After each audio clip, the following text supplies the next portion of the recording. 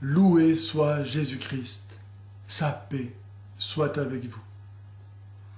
Les musulmans veulent croire que le Coran est la parole de Dieu. Et remettre ce postulat en cause est passible, selon la charia, de la peine de mort. Ainsi, au Pakistan, le 2 août dernier, 7 chrétiens, dont des enfants de 6 ans et de 13 ans, ont été brûlés vifs parce qu'ils auraient blasphémé le Coran. Ce qui en soi peut toujours être imputé à un non-musulman, du fait qu'en refusant de devenir musulman, il ne reconnaît donc pas l'autorité de la parole de Dieu que serait le Coran, et donc il le bafoue continuellement. Ainsi, tout non-musulman est toujours passible de la peine de mort, puisque, en refusant de se convertir, il ne reconnaît pas et méprise cette parole de Dieu que serait le Coran. À l'inverse, les chrétiens ne vont pas faire de misère aux musulmans parce qu'ils blasphèment continuellement la parole de Dieu, Jésus-Christ, en niant sa divinité, ou la Bible en disant qu'elle est falsifiée. La vérité s'impose d'elle-même à toute conscience droite et n'a pas besoin de la violence ni de l'ignorance pour s'imposer. En pays musulman, posséder une Bible, la lire ou la faire lire est toujours condamnable. En Arabie Saoudite, du fouet et de la prison pour des étrangers non musulmans.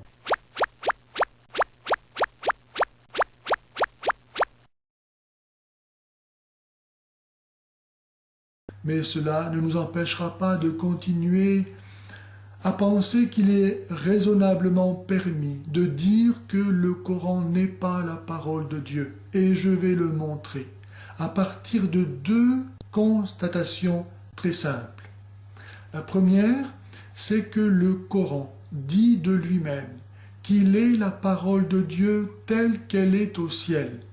Sourate 3, verset 7, Sourate 13, verset 39, Sourate 43, verset 4, Sourate 85, versets 21 à 22.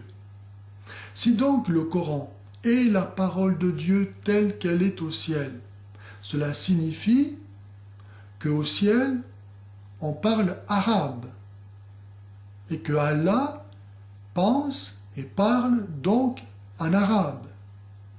Mais si Allah pense et parle en arabe, est-il autre chose qu'un arabe? Car en effet, les hommes ne comprennent pas le langage des poissons, et les poissons ne comprennent pas le langage des oiseaux. Et Dieu parle le langage de Dieu, qui n'est pas le langage des hommes. Chaque être vivant a son langage. La deuxième constatation, pour montrer que le Coran n'est pas la parole de Dieu, et que les musulmans, pour comprendre le Coran, n'ont pas d'autre ressource que celle de leur intelligence humaine. Or, l'intelligence humaine ne peut pas entrer par elle-même dans ce qui est divin. Ou alors il faut dire que l'homme est Dieu, s'il est vrai que l'intelligence humaine peut connaître Dieu. Qu'est-ce qui est le plus acceptable pour un musulman? De dire que le musulman est Dieu ou de dire que Allah est un arabe? C'est soit l'un, soit l'autre.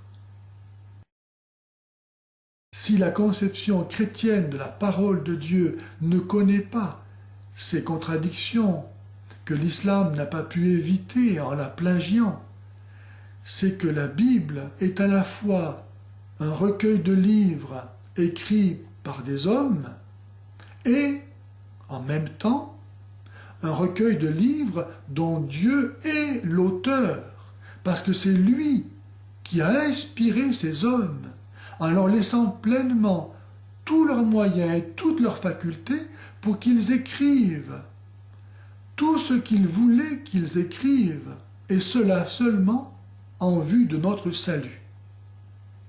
Ainsi, dans cette conception chrétienne de la parole de Dieu est sauvegardée à la fois l'absolue transcendance de la parole divine et la relativité de la parole humaine.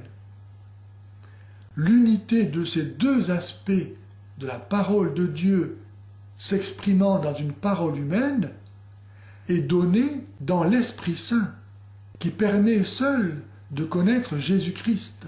Dieu fait homme, assumant dans l'unité de sa personne les deux natures humaines et divines. Et c'est pourquoi les chrétiens ont toujours confessé qu'il était impossible de lire la Bible, comme d'ailleurs de connaître Jésus-Christ, sans l'action de l'Esprit Saint. Nous lisons dans la première épître aux Corinthiens, au chapitre 2, versets 10 à 16, ceci qui est admirablement exprimé. Car c'est nous à qui Dieu a révélé par l'Esprit Saint la connaissance de la vérité. L'Esprit, en effet, sonde tout jusqu'aux profondeurs de Dieu.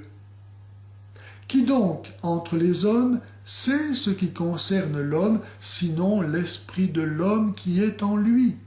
De même, nul ne connaît ce qui concerne Dieu, sinon l'esprit de Dieu.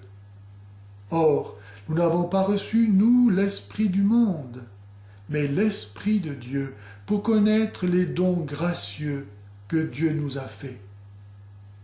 Et nous en parlons, non pas avec des discours enseignés par l'humaine sagesse, mais avec ceux qu'enseigne l'Esprit Saint, exprimant en termes spirituels des réalités spirituelles. L'homme psychique n'accueille pas ce qui est de l'Esprit de Dieu, il ne le peut pas. Pour lui, ce n'est que folie et il ne peut le connaître, car c'est spirituellement que l'on en juge. L'homme spirituel, au contraire, peut juger de tout et lui-même n'est jugé par personne. Qui, en effet, a connu la pensée du Seigneur? Or, nous l'avons, nous, la pensée du Christ. Les chrétiens ont donc quelque chose de plus que les autres hommes. Ils ont l'Esprit de Dieu, grâce auquel ils peuvent connaître la parole de Dieu, et donc la pensée de Dieu, la volonté de Dieu et Dieu même.